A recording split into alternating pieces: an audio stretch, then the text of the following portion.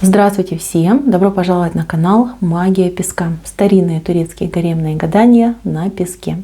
Мои дорогие зрители, гости канала, огромное вам спасибо за ваши лайки, за ваши хорошие добрые комментарии, за вашу подписку, за ваши донаты. Земной вам поклон. Мои дорогие, тема сегодняшней отсыпочки звучит так. Какие кардинальные изменения вы в себе пока не замечаете? И что вам с этим делать? Если тема вам интересна, пожалуйста, посмотрите на песочек, загадайте на себя. И давайте будем смотреть. Надеюсь, вы настроились. Я убираю Назар. Прошу высшие силы дать мне возможность ответить на все ваши вопросы и послать для вас только самую важную, самую нужную и самую полезную информацию. Итак, изменения. Что же за изменения у вас происходят, либо произошли, но вы их почему-то не замечаете? Так. Главное изменение, вот кто видит, тот видит. Вот оно, да?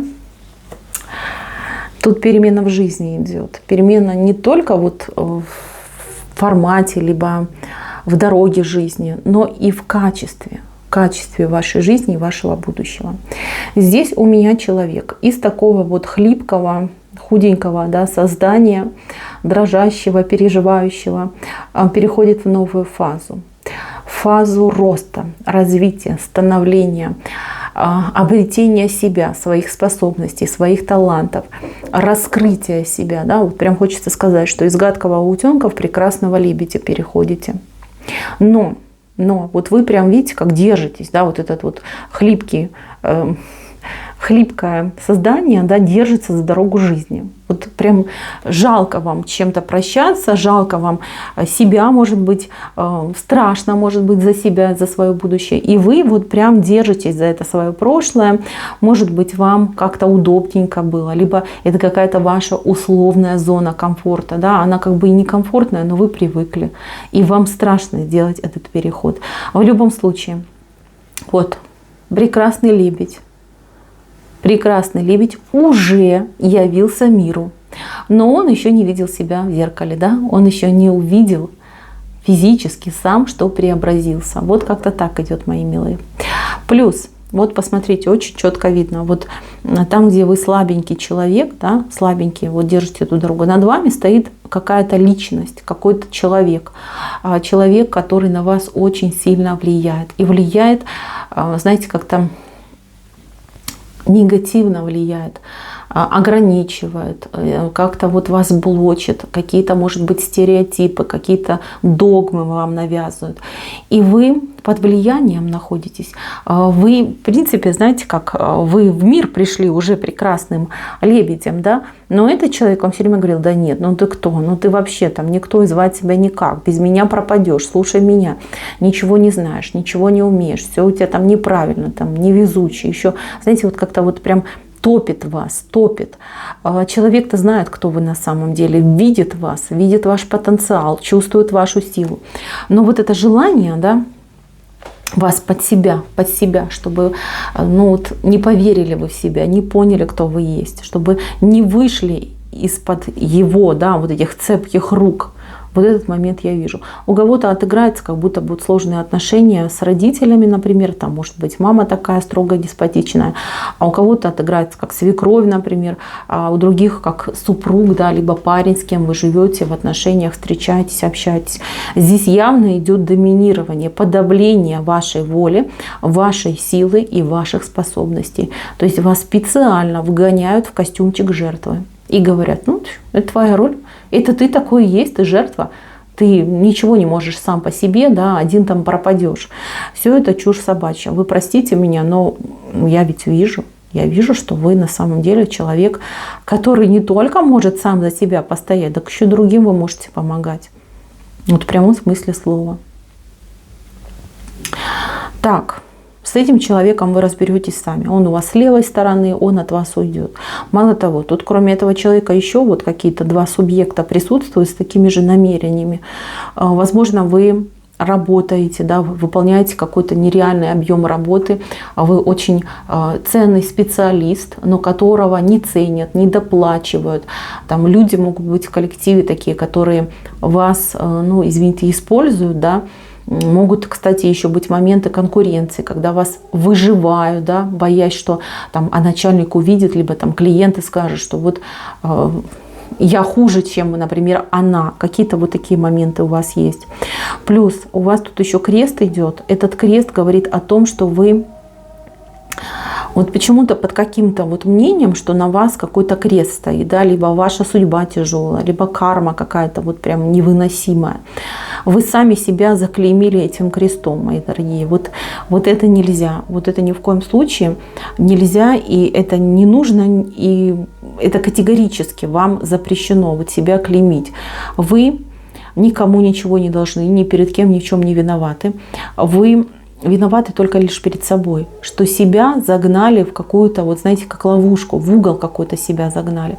Вот это да, вот такая вина, но это уже перед собой. Это вы, за вами вот это все числится.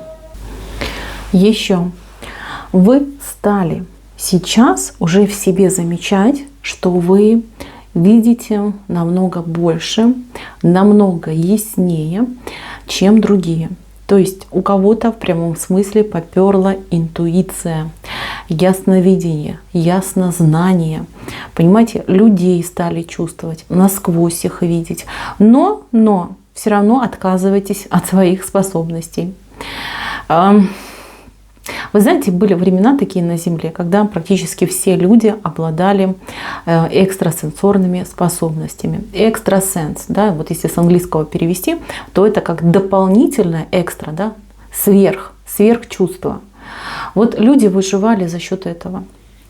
Люди создавали семьи, рожали детей, да, и детки наследовали. И если вот так вот посмотреть на мир, практически все являются носителями этого гена, если можно так сказать. Но не все в себе готовы это признавать, либо развивать.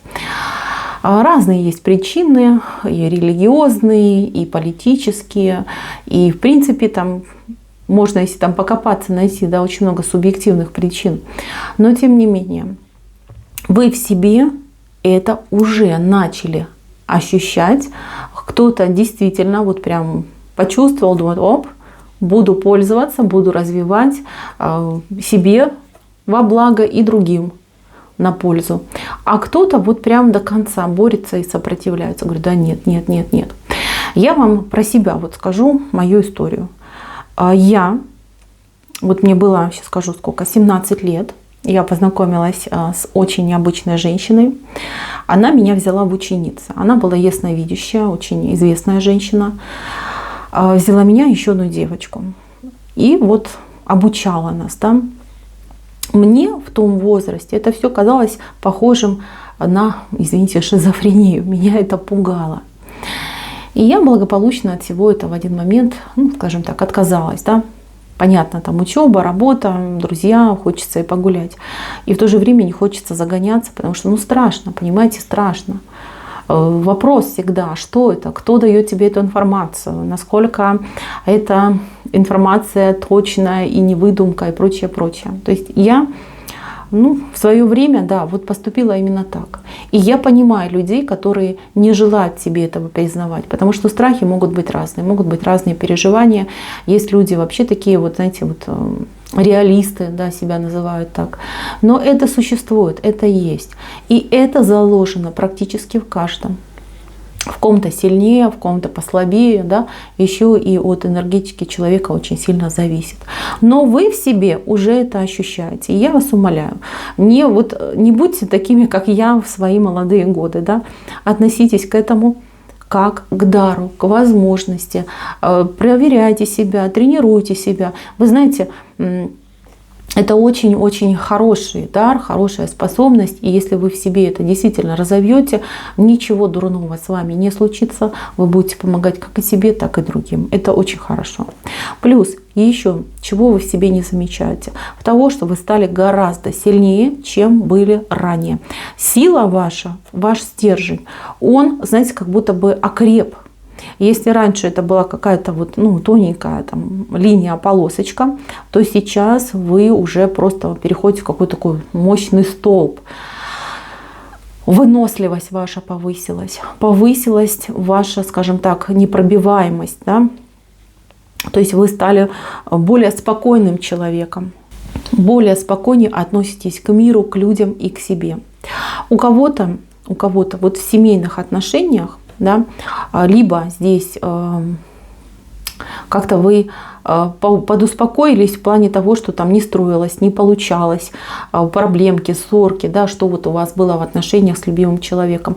Вы стали либо лучше понимать этого человека, либо вы стали проще относиться к нему, к его каким-то, может быть, косякам, большим да малым. Где-то прощаете, где-то прикрываете, где-то сами лучше сделаете, да, чем его попросите. То есть пришло, знаете, как взросление, можно сказать, но не в там, возрасте, да, а в голове, да, вот мозг стал постарше, не настолько вот чувствительный, восприимчивый, а более вот какой-то спокойный, сговорчивый. И вы понимаете для себя, да, что ну что, я сейчас бучу затею, да, кто от этого выиграет? Сейчас разругаемся, разбежимся по разным там углам, и все.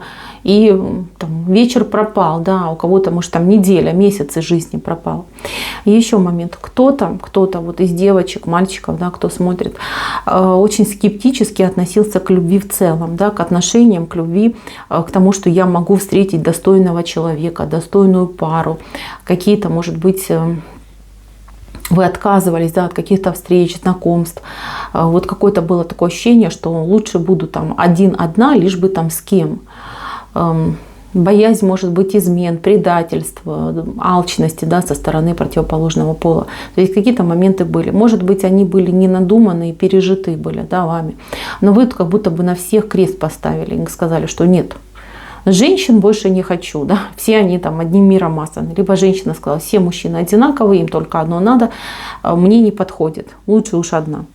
Я вижу, что вы уже желаете любви, вы уже желаете счастья. Во-первых, у вас, смотрите, маленькая птичка здесь.